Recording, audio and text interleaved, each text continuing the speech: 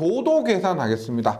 우리가 실제로 조도란 용어를 많이 쓰고요. 이 조도 몇 룩스 이런 용어를 많이 쓰기 때문에 이 조도 계산이 다른 것보다 뭐 광도나 광소, 뭐 희도 이런 것들보다는 조도가 가장 많이 그 계산 문제가 나온다는 겁니다. 그래서 이 조도 계산에 대해서 한번 보도록 하는데, 조도 계산에 뭐 광속이 주어졌다고 하면은 그러면 뭐 면적분의 광속 이렇게 구할 수가 있습니다만은, 우리가 일반적으로 조명에 의해서 뭐 거리가 어떻고 조명의 모양이 어떻고 이런 것들에 따른 조도 계산 공식이 다르다는 겁니다. 한번 보세요. 일단 조도 계산에서 램버트의 코사인 법칙, 뭐 조도에 관한 거리 역제곱의 법칙이라고 하는데, 교재에 있는 것처럼 뭐냐면 보세요. 우리가 만약에 이렇게 조명이 있다고 하면은, 조명이 있다면 조도 E는 R 자승분의 I라는 겁니다. 거리의 제곱분의 I는 뭐예요? 광속이라는 거예요. 광속. 그래서 즉 여기에서 거리 R이고요. 광도가 I라고 하면은 우리 이 지점의 조도는 R 자승분의 I라고 이렇게 구할 수가 있다는 겁니다. 이것이 우리가 램버트의 거리의 제곱에 반비례하죠. 그래서 거리 역제곱의 법칙이다, 이렇게 얘기를 한다는 겁니다. 거리 역제곱 법칙이다. 꼭 좀 기억을 해주시고요. 뭐 법선 조도, 일반적인 조도는 이렇게 한다. 근데 지금 여기에 의해서 이 조명에 의해서 거리 Rm 떨어진 점의 조도는 간단하게 이렇게 할 수가 있습니다. 그런데 일반적인 경우 보세요. 우리가 이렇게 되어 있습니다. 계산 문제로 굉장히 많이 나와요. 만약에 거리가 얘가 R이에요. 이 지점의 조도 구한다고 하면은 R 자승분의 E는 R 자승분의 I로 구할 수가 있습니다. 그런데 반드시 이 지점이 아니고 이만큼, 네, 각도, 이 세타란 것은 이 조명과 얘가 이루는 각도, 요것을 얘기하는 거예요. 그리고 거리가, 이것이 거리가 아니고 얘가 거리 R일 때, 이게 거리가 R일 때, 그러면 보세요. 우리가 이 지점의 조도를 구하는데 E라고 해서요. 보세요. 지금 이것의 조도는 얼마다? R 자승분의 I라고 하고요. 앞에서 말한 것처럼 거리 역제곱의 법칙 그대로 대입하는 겁니다. 그리고 이것을 우리가 법선조도라고 해요. 법선조도라고 합니다. 그런데 이 조도 말고 이성분이지, 이성분이 있을 수가 있고, 이성분이 있을 수가 있습니다. 예. 이 조도와 이 조도가 있을 수가 있어요. 이러한 조도를 구하는데 보세요. 얘를 우리가 뭐라고 하냐면, 우리가 보세요. 얘하고 지금 요것을 이것을 기준으로, 가장 가까운 요것을 기준으로 얘는 보세요. 수평하죠. 얘하고 얘는 지금 수평합니다. 맞죠? 그래서 이것을 빨간색을 우리가 수평조도라 하고 뭐라고 되어 있냐면 H라고 합니다. H. 이 H는 R 자승분의 I고요. 보세요. 얘가 지금 억각이에요. 얘가 세타면 얘가 세타가 돼요. 그러면 보세요. 얘 끈 얼마요? 요거 분의 요것이, 요게 세타일 때 얘분의 얘가 뭐냐면 코사인 세타입니다. 코사인 세타. 따라서 여기 수평조도 EH는 R 자승분의 I의 코사인 세타가 되나요? 코사인 세타. 그래서 요것을 수평조도 이렇게 됩니다. 그 다음에 요거 이제 파란색을 우리가 뭐 이런 V라고 해요. V를 R 자승분의 I고요. 얘는 뭐가 있어요? 빨간색이 우리가 수평조도니까 지금 보세요. 얘하고 이 파란색은 수직을 이루죠. 수직을 이루고 얘는 사인이 됩니다. 사인 세타고 해서 수직조도 이렇게 얘기를 합니다. 그리고 이거 중요한 거는, 만약에 있죠, 우리가 각도를 각도를 알고 있다. 그러면 우리가 조명이 지금 여기에 있기 때문에 일반적인 경우 조도를 구하라, 각도를 주고 조도를 구하라고 하면은 이거 수평조도를 구하면 됩니다. 즉 각도를 모르잖아요. 곡도를 모를 경우에는 우리가 조명에 의해서 조명 쪽으로 원하는 이 조도를 얘기하지만은 만약에 각도가 있다면 수평 조도, 즉 이 빨간색 성분 조도 이것을 얘기한다는 겁니다. 혹시나 문제에서 말이 없을 때 각도가 주어지면 수평 조도, 만약에 각도가 없으면 법선 조도다. 그냥 거리만 대입한 법선 조도다. 이것을 기억해 주시기 바랍니다. 조명이 여기 있고요. 우리가 물체가 여기 있기 때문에 이쪽 성분의 조도를 얘기한다는 겁니다. 면이 이렇기 때문에 이쪽 성분의 조도를 일반적으로 얘기를 한다. 이거 기억해 주시고요. 그래서 반드시 요것을 기억해 주시고요. 요거 실기에서도 종종 출제가 됩니다. 그래서 법선조도, 수평면조도, 수직면조도 꼭 기억을 해 주시고요. 그 다음에 지금 여기에서 했지만은 얘는 보통 제가 지금 하나의 광원을 점으로 봤습니다. 점으로. 즉 여기에 거리 H는 있지만요. 거리 R이나 H는 있지만은 지금 요 놈의 조명의 반지름은 고려하지 않았다는 겁니다. 그래서 이 경우는 점광원으로 봤을 때, 그런데 조명이 우리가 점광원이 아닌 경우도 있잖아요. 맞죠? 예를 들어서 지금 교재에 있는 것처럼 반구형 광원입니다. 이것이 지금 A고요. 반구형 광원에서 H.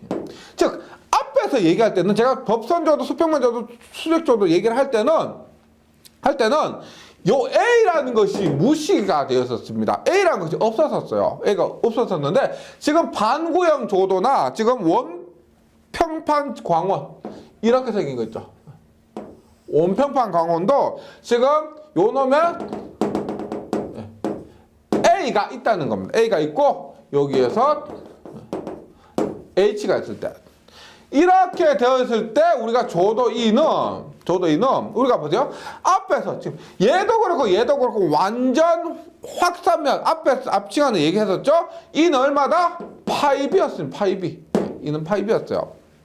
그런데 파이비에서 지금 H와 A까지 고려를 한 겁니다. 이 파이비 얘기할 때는 제가 H, A 이런 거 없었습니다. H와 A들이 고려됐을 때 얼마? 파이비에 H의 자승 더하기 A 자승분의 A 자승 이렇게 조도를 구한다는 겁니다. 이렇게 구해요. 그 다음에 구광원이 있으면 얘는 반구고요. 얘는 원평판 광원인데 구광원이 있어요. 구광원은 어떻게? 얘가 A고요. 여기 H예요. 이때 E는 좀 더 똑같죠? 파이비까지는 똑같고 파이비 얼마? H 자승분의 A 자승 이렇게 구하는 겁니다. H 자승, A 자승. 그래서 이것이 대부분 점광원으로 보고 앞에서 했던 법선조도, 수평조도, 수직조도 이렇게 구하지만은 때때로 어떻게? 이렇게 반구형이나 원평판이나 구광원일 때 조도 구하는 공식도 외워주시기 바랍니다. 그 다음에 우리가 일반적으로 보세요. 이렇게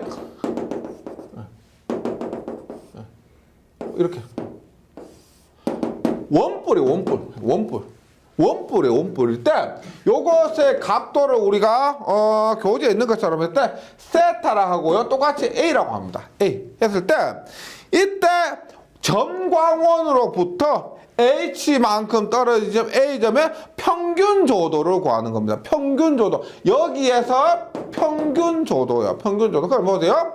원뿔에서 먼저 광도를 구하면 원뿔의 광도 제가 저번 시간에 말씀드렸죠. 광도는 오메가 분의 F입니다. 오메가 분의 F. 그러면 오메가 원뿔에서의 오메가가 뭐라 그랬어요? 원뿔에서의 오메가 얼마? 2파이의 1 마이너스 코사인 세타 분의 F 이렇게 되겠죠. 맞죠? 이렇게 됩니다. 그러면 조도를 구하라고 합니다. 조도는 뭐예요? 조도는 면적 A분의 F가 돼요. F. 그러면 보세요. F는 얘가 통째로 넘어가니까 얼마가 돼요? 2파이 I의 1 마이너스 코사인 세타 이렇게 되고 면적은 뭐예요? 지금 여기에서 말하는 면적은 이 면적을 얘기하죠. 맞죠? 받는 조도는 광원을 받는, 광속을 받는 그 면적이니까 이 면적을 얘기합니다. 여기서 반지름이 R이죠. 여기서 반지름이 R이니까 얼마? 파이 R 제곱 이렇게 됩니다. 그래서 우리가 특별한 경우요. 특별한 경우 이렇게 원뿔로 되었고 이런 모양으로 되었을 때 조도 2는 파이 R 자성분의 2파이 R의 1 마이너스 코사인 세타 이렇게 구한다는 겁니다. 예, 지금까지 다 조도 얘기였어요. 조도 얘기인데 문제풀이 가보면 조도 구하는 것이 가장 많습니다. 실제 현장에서도 이 조도가 가장 또 중요한 거고요. 나머지 뭐 광도, 뭐 광속 이런 것들은 우리가 보세요. 전구가 있다 그러면 그 전구의 광속은 그 전구 만드는 회사에서 정해져서 나오는 겁니다. 그래도 괜찮아요. 근데 조도는 우리가 이 면적에 전구를 몇 개 달아야 되겠다. 이러한 것은 전기를 공사하고 전기를 설계하는 사람이 해야 되는 거예요. 그래서 이 조도 얼마 밝기로 하려면은 조도가 얼마가 돼야 되고 전구를 어떤 전구를 몇 개 달아야 된다. 그런 것들이기 때문에 이 조도가 다른 것보다는 굉장히 중요하다는 겁니다. 네, 조도 기억해 주시고. 그 다음에 광원이 있습니다. 광원은 뭐야? 그냥 전등이에요. 전등. 광원, 빛을 내는 거. 빛을 내는데 우리가 여기에서는 전기 응용에서는 당연히 전기를 이용해서 빛을 내는 광원을 얘기합니다. 그때 발광현상이 뭘까요? 발광현상, 빛을 낸다는 겁니다. 빛을 내는데 이 발광에는 두 가지가 있습니다. 두 가지 보세요. 온도 복사와 루미네선스가 있습니다. 루미네선스 뭐냐면 빛을 내는 원리가 두 개가 있어요. 빛을 내는 원리가 크게 두 가지가 있는데 열을 이용하냐 열을 이용하지 않느냐, 열을 가지고 빛을 내느냐 혹은 열을 가지고 빛을 내지 않느냐, 그 두 개로 나눠지는데 열을 가지고 빛을 내는 것이 우리가 온도 복사라고 합니다. 그 대표적인 것이 뭐냐면은 백열전등, 그 다음에 할로겐인데 우리가 백열전등은 이제 생산을 안 하죠. 사용을 안 합니다. 백열전등. 근데 시험에 아직까지 나와요. 백열전등요. 근데 이 백열전등이 아시겠지만은 열을 이용해서요. 백열전등 불 켜고 나서 한 만지면 굉장히 뜨겁습니다. 형광등 이런 것보다 굉장히 더 뜨거워요. 그래서 얘가 사용을 왜 안 하느냐? 왜 안 해요? 너무 예를 보세요.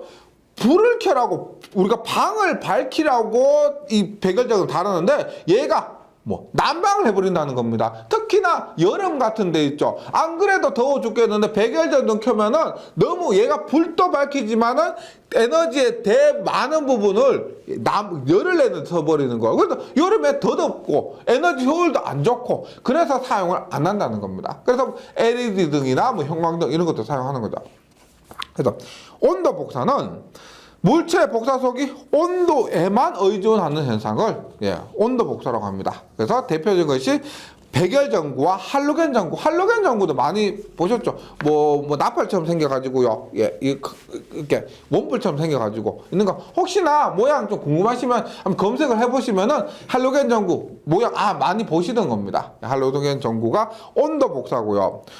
루미네선스는 뭐냐면 온도로 빛을 내는 거 이외에 나머지 모든 것을 우리가 루미네선스라고 합니다. 루미네선스에서 얘는 형광등, 수은등, 나트륨등 많이 쓰는 것들을 형광등, 수은등, 나트륨등 이런 것들이 우리가 루미네선스를 하는데 먼저 온도 복사에 대해서 봅니다. 온도 복사 봅니다.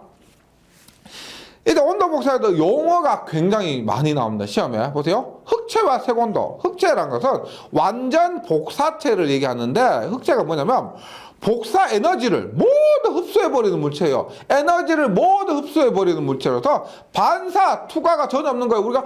우리가 저번 시간에 했죠? 반사 더하기 투과 더하기 흡수가 100이죠. 1입니다.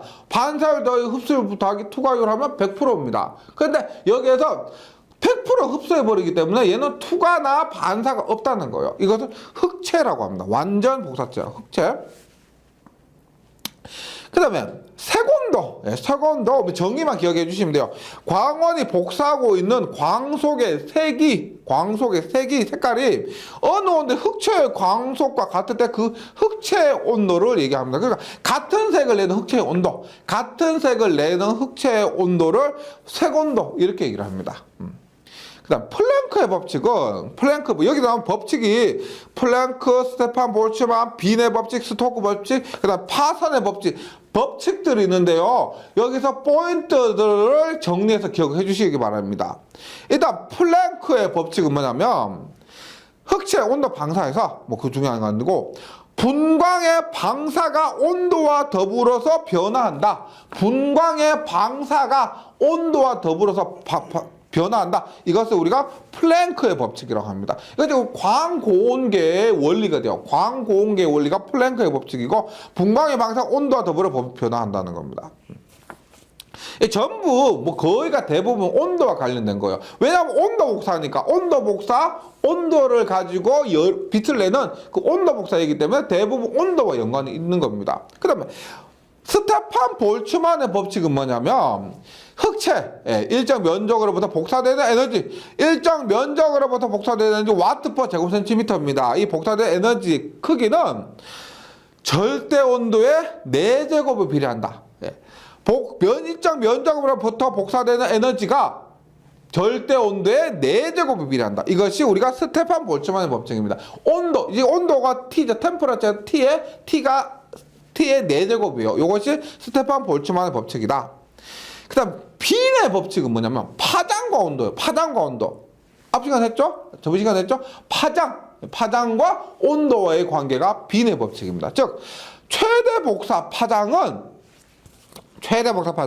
온도가 높을수록 짧아진다. 온도가 높으면 짧아져 반비례한다는 거예요. 파장이 온도와 반비례한다는 겁니다. 즉 최대 복사 파장 온도가 높을수록 짧아지고 각 온도에서 복사된 상태 중 최대 시감도 파장은 발생체의 절대 온도에 반비례한다고. 지금 여기서 람다 M 곱하기 T는 2.892 곱하기 10의 3승 미터 K입니다. 여기서 뭐라 해야 돼? 파장 람다 M인 T에 어떻게 해요? 람다 M T는 2.896이니까 람다 M은 T분의 2.896 곱하기 10의 마이너스 3승입니다. 그래서 반비례한다는 거예요. 다시 빈의 법칙은 파장이 온도와 반비례한다 이거예요.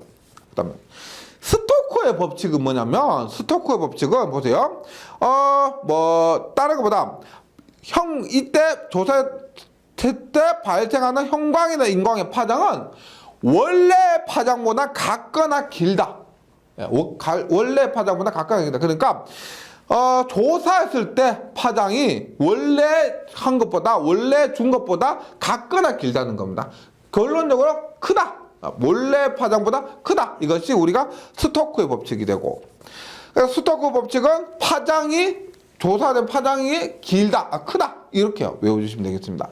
파산의 법칙은 뭐냐면 방전 개시 전압 일정 전극 금속과 기체의 조합에서는 입력과 관의 길이의 곱에만 관계한다. 이것이 파산의 법칙이고요. 여기 나오는 법칙들 문제 나올 겁니다. 문제 나왔을 때, 그러니까 제가 처음에 말씀드렸듯이 여기 있는 것 내용들의 정규반 한 번은 보시고 관용도 문제 계속 반복하시다 보잖아요. 그러면 거의 문제가 안 바뀌고 나와요. 그렇기 때문에 지금 여기에서 5개를 따로 외우신다기보다는 그냥 이렇구나 하고 관용도 문제에서 뽕을 뽑으시면 돼요. 관용도 문제 계속 반복하시면은 나왔던 문제 계속 나오니까요. 어렵지 않을 겁니다. 네.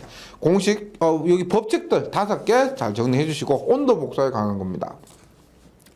그 다음에 온도 복사를 이용한 가장 대표적인 것이 뭐냐면 여기 나오는 백열전구입니다. 백열전구. 그 백열전구를 한번 보면은 백열전구 잘 아시죠? 백열전구는 필라멘트가 있습니다. 필라멘트에 전류가 흘러서 가열되고 온도 복사에 의해서 발생된 가시선을 이용해서 우리가 빛이 나는 겁니다. 그럼 여기서 백열전구에서 일단 백열전구에서 중요한 것은 필라멘트 있죠? 이 부분 텅스텐이에요. 텅스텐에 만든 이 필라멘트의 특징, 구조, 그 다음에 이 필라멘트의 구비 조건, 그 다음에 백열전구의 구조, 이런 것들을 잘 정리하시면 되는데 잘 나오는 것들 위주로 해주시면 됩니다. 일단 필라멘트를 봅니다. 필라멘트를 보면은 진공전구에서는 직선 필라멘트가 사용되고 있다. 필라멘트 아시죠?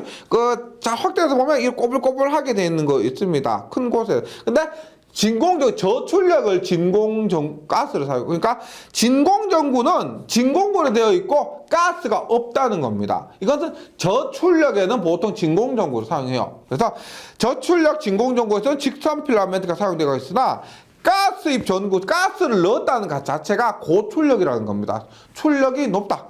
고출력 가스입 전구에서는 코일 모양으로 가면 단일 필라멘트와 코일 모양으로 감은 것을 또다시 코일 모양으로 가면 이중 필라멘트가 사용된다. 예. 그래서 가스 손실은 필라멘트가 가늘수록 많아지며 필라멘트에는 텅스텐이 사용된다. 텅스텐이 필라멘트로 사용된다. 그러니까 필라멘트 구비 조건입니다. 우리가 백열전구에서 가장 중요한 것이 필라멘트고, 다른 데 필라멘트 없죠? 없습니다. 필라멘트는 융해점이 높을 것, 녹는 점이 높을 것, 그 다음에 온도계수가 정일 것. 온도계수 정이라는 게 무슨 말이에요? 온도가 올라갈수록 저항값이 커지는 겁니다. 온도가 높아질수록 저항값이 커진다. 고유장이 클 것. 고유장이 크다는 말은 우리 고유장이 로우예요. 로우. 고유저항인데 우리가 이렇게 볼 수가 있습니다. 백열 전구는 열이 많으면 많을수록 더 밝아져요. 열이 많으면 많을수록 더 밝아집니다. 따라서 열이 많아진다. 이 저항값이 우리가 전력은 I 제곱 R에 의해서 저항 R이 커지면은 열 발생이 커진다는 겁니다. 그래야 더 밝아지는 거예요. 그래서 다른 것과 다르게 이 필라멘트 자체는 고유 저항이 커야 된다는 거예요. 온도 계수도 정이고 그다음에 고유 저항이 커야 된다. 그다음에 가공이 용이해야 될 거, 만들기 쉬워야 된다는 거예요. 그 다음에 선팽창 계수가 적을 것. 예, 팽창 계수가 적을 것. 고온에서 증발이 적을 것. 어렵지 않죠. 필라멘트 구비 조건은 읽어보시면은 그렇구나 하시면 됩니다. 이런 것들은 실기에서도 나올 수가 있습니다. 필라멘트 구비 조건 해서요. 그 다음에 도입선이 있는데 이 도입선 잘 보세요. 도입선은 여기 필라멘트 구조에서 도입선은 보세요.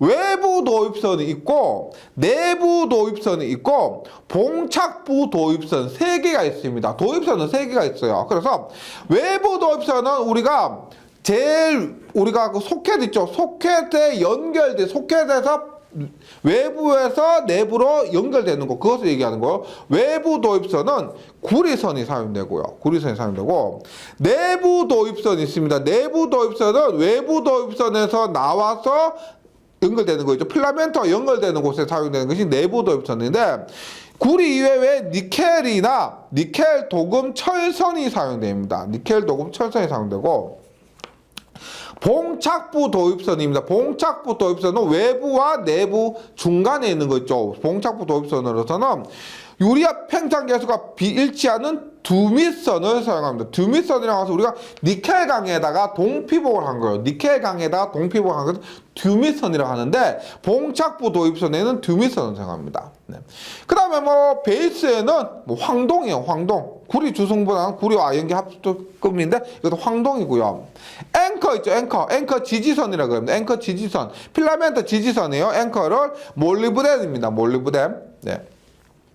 봉입값은 일반적으로 질소와 아르곤의 혼합값인데 혼합값을 우리가 고출력 백열전구에서는 가스를 넣는다 그랬죠. 가스를 넣는데 여기에서 사용되는 가스가 질소와 아르곤 가스의 혼합입니다. 질소 아르곤 가스의 혼합이고 질소는 우리가 산화 방지, 아크 억제. 그러니까 우리가 이 필라멘트에 열이 굉장히 많이 나기 때문에 산화를 방지하고 아크를 억제하기 위해서 질소 가스 사용되고요. 아르곤은 우리가 증발 억제하는 겁니다. 필라멘트 증발을 억제하는 것이 이 아르곤이 되고, 그래서 질소 아르곤은 혼합 가스가 사용된다는 거예요. 그 다음에 유리구는 일반적 조명의 연질 유리고 특수한 경우에는 경질 유리가 사용된다.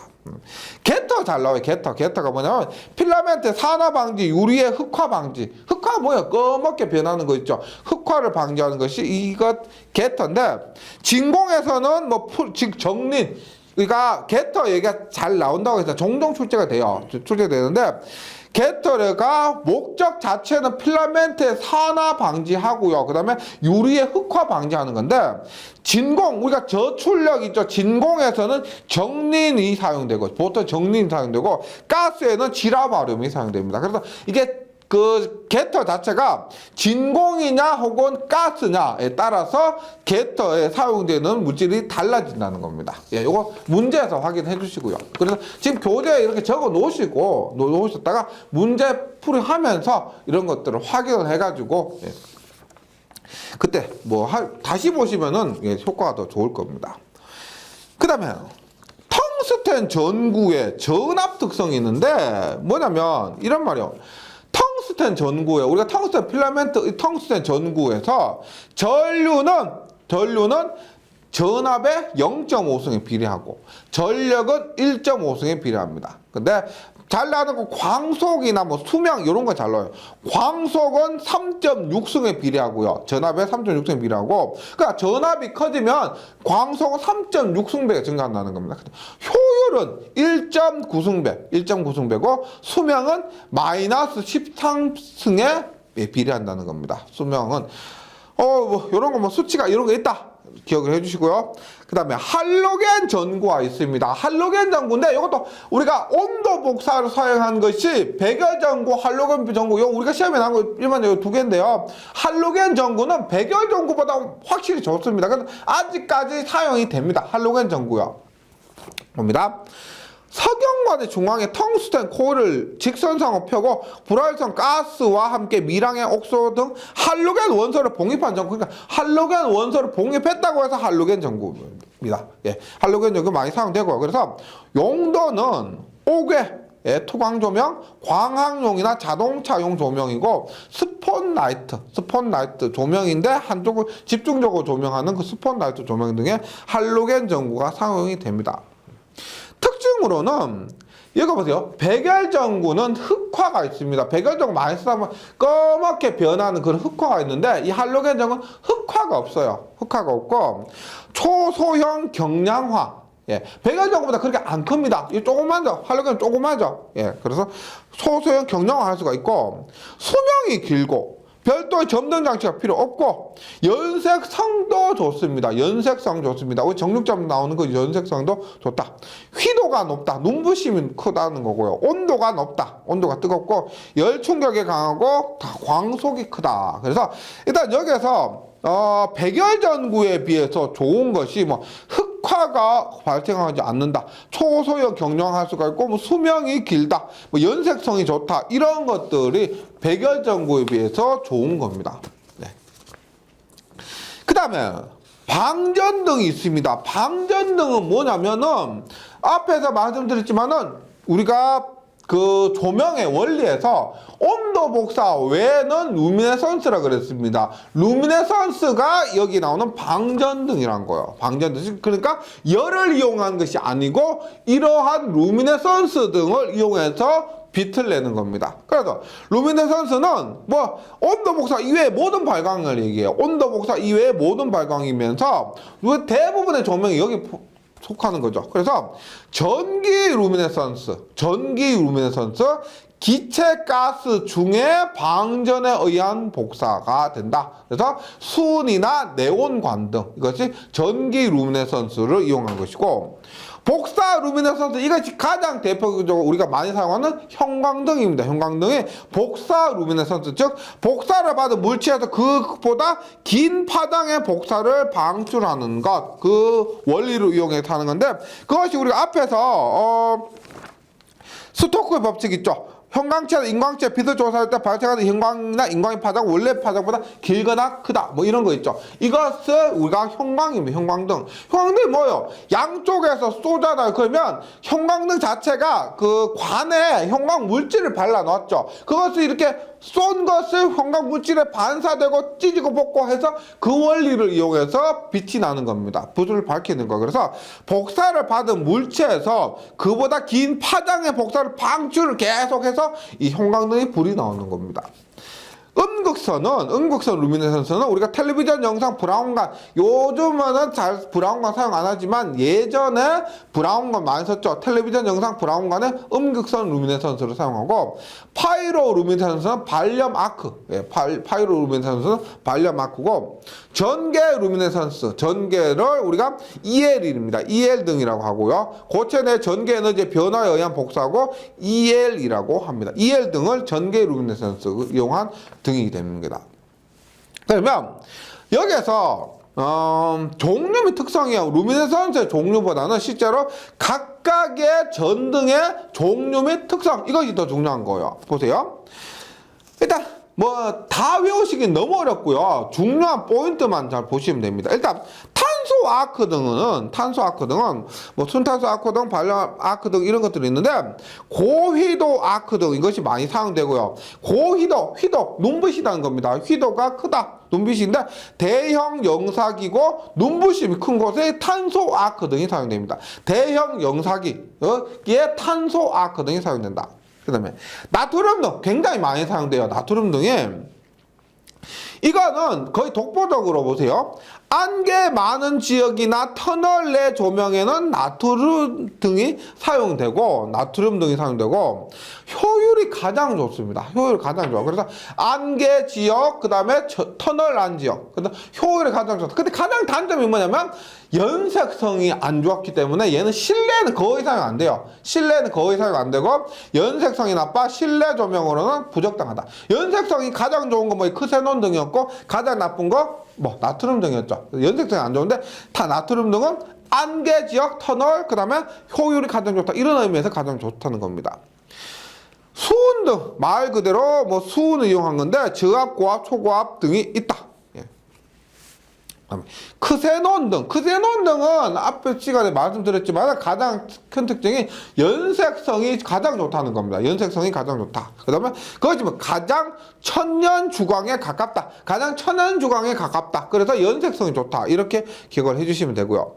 네온 전구가 있는데 네온 전구하고 네온 관하고는 다른 겁니다. 지금 네온 전구는 보세요. 소비 전력이 적고 음극만 발광, 네온 전구는 음극만 발광하므로 직류 극선 판별용에 사용이 됩니다. 직류 극선 판별용, 음극만 발광하니까. 그 다음에 일정 저답이면 전등, 검정기, 교류, 파고값에서 측정에 사용되는 것이 네온 전구고요. 네온 관등은 뭐냐면 네온 우리가 흔히 말하는 네온 사인이라고 하죠. 조명, 우리가 뭐 술집에 있는 거리에 가면 네온 사인 하는 그것이 이 네온 관등입니다. 네온 등하고는 다른 거예요. 네온 관등은 냉음극 방전 등으로 양광주 부분의 발광이고 네온 관등이고요. 네온 변압기, 누설 변압기로 네온 변압기를 사용한 것이 이 네온 관등입니다. 이 네온 관등 전기 설비 기술 기준 판단 기준 하면 네온 변압기 3종 접지, 네온 변압기 1000V를 뭐 어쩌고저쩌고 하면 뭐 그 에다 사용 공사를 해야 된다. 그런 것들이 이 설비 기술 기준에도 있는 내용이고요. 그것도 지금 네온 관등이고, 네온 전구, 음극만 발광한다. 이 네온 전구하고는 구분을 해주셔야 됩니다. 네, 꼭. 그 다음에 형광등입니다. 우리가 뭐 아직까지 가장 많이 사용하는데 수명이 굉장히 길고요. 그 다음에 수명이 길고 효율이 좋다. 이것은 백열 전구에 비해서 그렇다는 겁니다. 뭐 역류, 근데 얘는 역률이 나쁘죠. 여기 우리가 그 형광등 안에는 안전기가 있죠. 안전기, 코일, 콘덴서 이런 것도 이루어져 있고, 그래서 역률이 나쁩니다. 역률이 나빠요. L이나 C상 뭐 이런 것들이 있기 때문에 역률이 나쁘고, 온도에 영향을 받습니다. 온도에 영향을 받는다. 그 다음에 여기서 뭐 전광속 있죠. 전광속이 100시간 전등 후의 광속이요. 우리가 켜고 나서 100시간 뒤에 광속이 얼마냐 하는 것을 전광속이라고 하는데, 여기서 초특성이라고 합니다. 초특성 전광속이라고 하고, 동정특성의 광속은 500시간 점등 후의 광속. 그래서 전광속은 100시간 점등 후, 동정특성의 광속은 500시간 점등 후의 광속을 얘기합니다. 그 다음에 EL 등, 전개 루미네선스에 의해서 발광되는 고체 등으로서 표시등, 장식용 등에 이용되는 것이 EL 등이고, 네. 다음 페이지에 가시면 광색에 의한 형광등의 분류가 있습니다. 광색에 의한 형광등 분류에서 우리가 주광색 가장 많이 쓰는 거 주광색 쿨라이트. 예, 우리 일반적으로 현장에서 뭐 쿨라이트로 많이 쓰는 건데 주광색입니다. 상관색 온도가 5700K에서 7100K까지 이것이 가장 온도가 높은 것이 주광색이라는 겁니다. 그다음 주백색이 있고 뭐 백색이 있고 온백색이 있고 전구색이 있어요. 전구색이 가장 온도가 낮은 건데 백열전구는 우리가 대부분 뭐 이런 지금 전구색이 뭐냐 웜 화이트입니다. 웜 화이트 따뜻한 화이트고요. 그다음에 주광색이 쿨 화이트 차가운 화이트 이런 건데 이것에 따라 색깔이 있다. 그다음에 가장 온도가 높은 것이 주광색이다. 가장 낮은 것이 전구색이다. 요런 것 정도만 기억을 해주시기 바랍니다. 그다음 형광체의 광색이 있는데 보세요. 우리가 형광등에서 색깔을 낼 수가 있다는 겁니다. 색깔을 낼 수가 있는데 형광체 광색에서는 녹색이 효율이 가장 좋고 적색이 가장 낮다. 예, 효율이요. 이때 색깔 좀 기억을 해주시기 바랍니다. 텅칼입니다. 텅스테산 칼슘이요. 텅칼은 청색이고요. 텅산 마그네슘은 청백색입니다. 그 다음에 규산 아연 녹색, 규카 등색, 분카 핑크색. 요거에서 뭐 시험에 있죠. 규산 아연 녹색이나 뭐 붕산 카드뮴 핑크색, 그 다음에 텅스테산 마그네슘 청백색 요런 것들이 시험에 잘 나옵니다. 그 다음에 텅스테산 광색이 아닌 것, 그러니까 텅칼, 텅마, 규아, 규카, 분카 요런 것들이 형광체의 광색을 내는 종류다. 이런 것들까지도 정리를 해주시면 좋겠습니다. 근데 우리가 이런 거 있잖아요.